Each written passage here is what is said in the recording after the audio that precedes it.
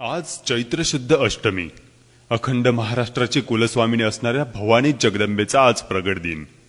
कोणे एकेकाळी कृतयुगात दंडकारण्य यमुनाचल पर्वतावर कर्दम नावाचे ऋषी आपली पत्नी अनुभूतीसह राहत होते. अनुभूती गर्भवती असतानाच कर्दम ऋषींचा देहांत झाला.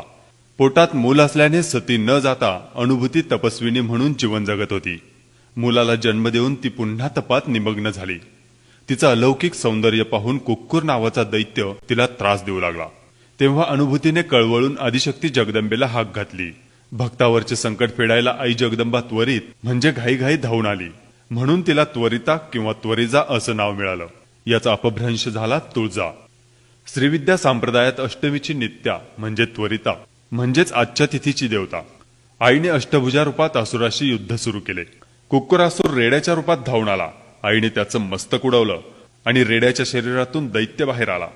जगदंबेनं त्रिशूळाने त्याच्या छातीचा वेध घेतला आणि अनुभूतीला संकटमुक्त केलं.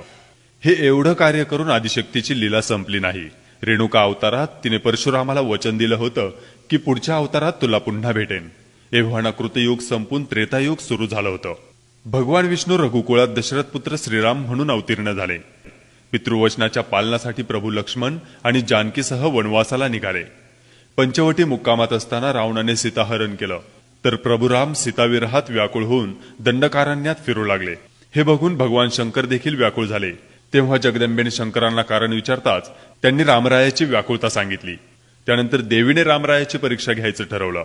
ती सीतेचं रूप घेऊन घाटशिळेवर उभी राहिली. तिला उभी पाहून रामचंद्र धावत आले. सीतारूप पार्वतीला वाटले आपण जिंकलो. तिने आनंदभरात डोळे मिटून घेतले. त्याच क्षणी तिला चरणावर उष्ण ओलावा जाणवला. तिने डोळे उघडून पाहताच रामराया चरणावर नतमस्तक झालेला पाहिला. देवीने पाहताच त्याने विचारले, तू का आई इथे? तेव्हा नाव प्रचलित झाले तुकाई.